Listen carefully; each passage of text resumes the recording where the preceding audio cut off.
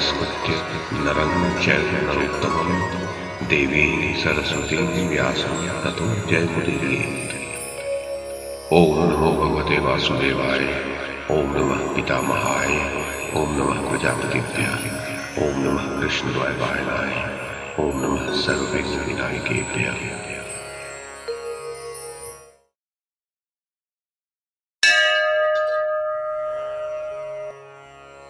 वैशंपायन जी कहते हैं, जन्मेजय, मार्कंडेय जी ने कहा, युधिष्ठिर, रावण को आया देख मारीच सहसा उठकर खड़ा हो गया और फल मूल आदि लाकर उसने उसका अतिथि सत्कार किया।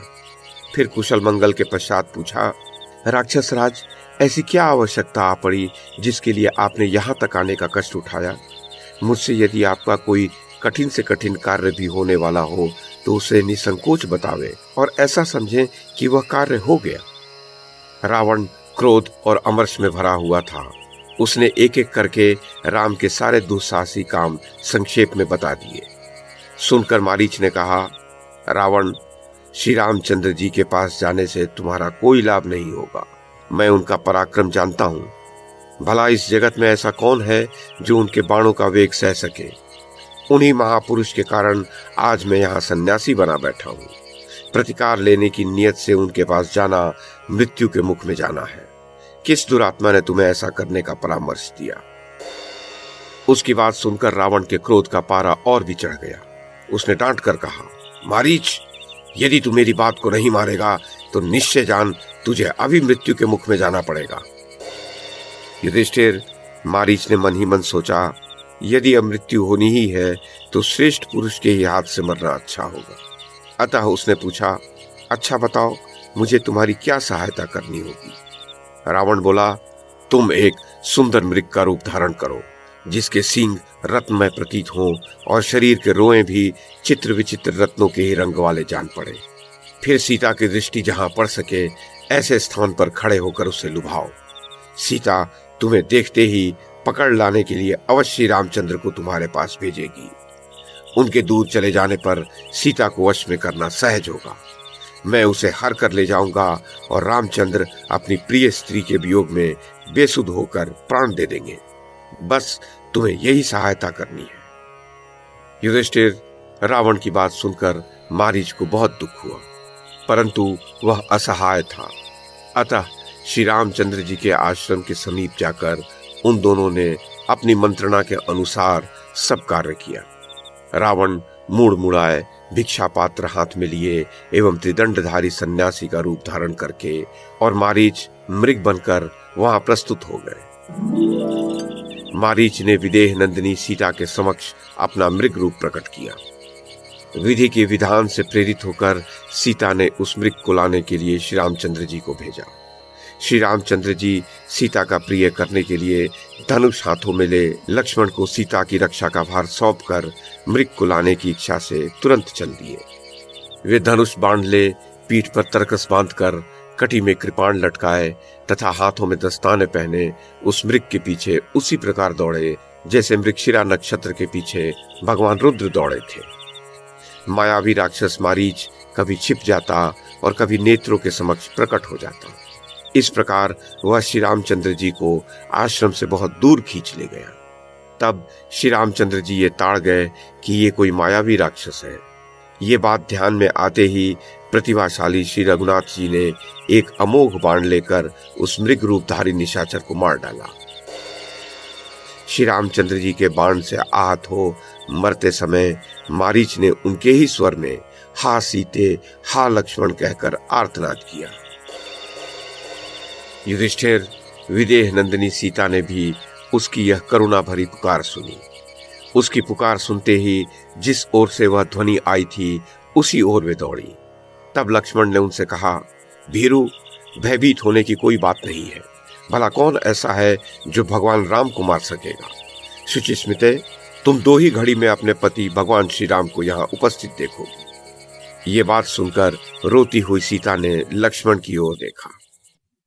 दर्शकों को मैं बता दूं, इस स्थान पर आकर सीता जी लक्ष्मण को कुछ कटु वचन कहती हैं, जिसे मैं इस कथा की प्रस्तुति में नहीं रख रहा हूं। कारण कि राम सीता का जो सबसे प्रचलित और सर्वमान्य संस्करण है तुलसीकृत रामचरितमानस का, उसमें ये प्रसंग संभवतः नहीं है। कहने की आवश्यकता नहीं है कि समस्त पौराणिक कथा साहित्य के दो ही आदि स्रोत हैं, आदि कवि वाल्मीकि कृत रामायण और वेद व्यास कृत महाभारत, और दोनों ही ग्रंथों में वर्णित घटनाएं प्रचलित पौराणिक कथाओं में पाई जाने वाली घटनाओं से कहीं कहीं भिन्न है। प्रस्तुत प्रसंग जिसमें सीता जी लक्ष्मण जी को कुछ कड़े शब्दों में कहती हैं, उसे जानने के लिए संपूर्ण महाभारत को पढ़ें। साथ ही मैं ये भी बता दूं कि वेद व्यास जी ने सीता जी के सौंदर्य का जो वर्णन किया है यहाँ वहां, मैंने उन्हें भी हटा दिया है। ये जन भावना को सहृदयता पूर्वक ध्यान में रखकर किया गया है ताकि वह आहत न हो। तो मार्कंडे जी ने कहा, युधिष्ठिर, सीता जी के इन वचनों को सुनकर लक्ष्मण जी वन में श्री राम के पद चिन्हों को देखते हुए उसी दिशा में बढ़ गए जिधर श्री राम गए थे। उसी समय अवसर पाकर राक्षस रावण साध्वी सीता को हर ले जाने की इच्छा से वहां दिखाई दिया। वह भयानक निशाचर सुंदर रूप धारण करके राख में छिपी हुई अग्नि के समान सन्यासी के वेश में अपने यथार्थ रूप को छिपाए हुए था। उस समय यति को अपने आश्रम पर आया हुआ देख धर्म को जानने वाली जनक नंदिनी सीता फल मूल के भोजन आदि के अतिथि सत्कार के लिए उसे निमंत्रित किया।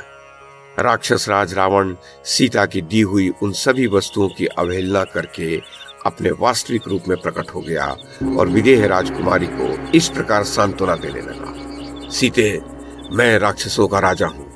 मेरा रावण नाम सर्वत्र विख्यात है। समुद्र के पार बसी हुई रमणीय लंकापुरी मेरी राजधानी है।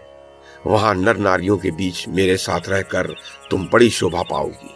अतः सुंदरी, तुम मेरी पत्नी हो जाओ और इस तपस्वी राम को छोड़ दो।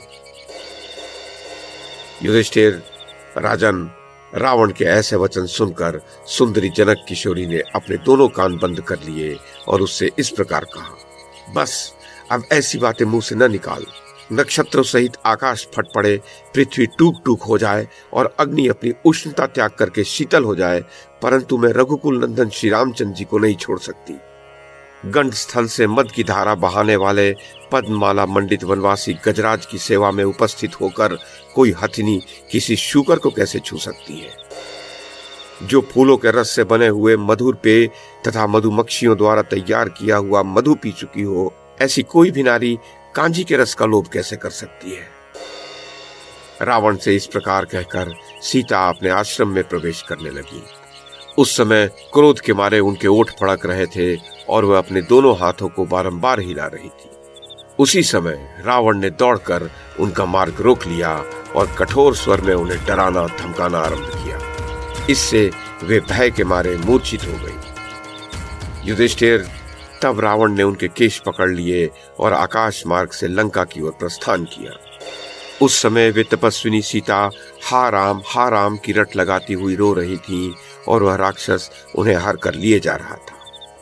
उसी अवस्था में एक पर्वत की कंदरा में रहने वाले गृध्रराज जटायु ने उन्हें देखा।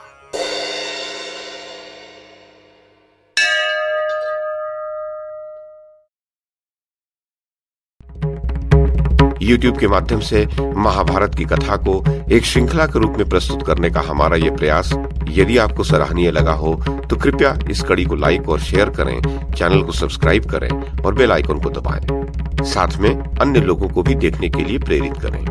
धन्यवाद और नमस्कार।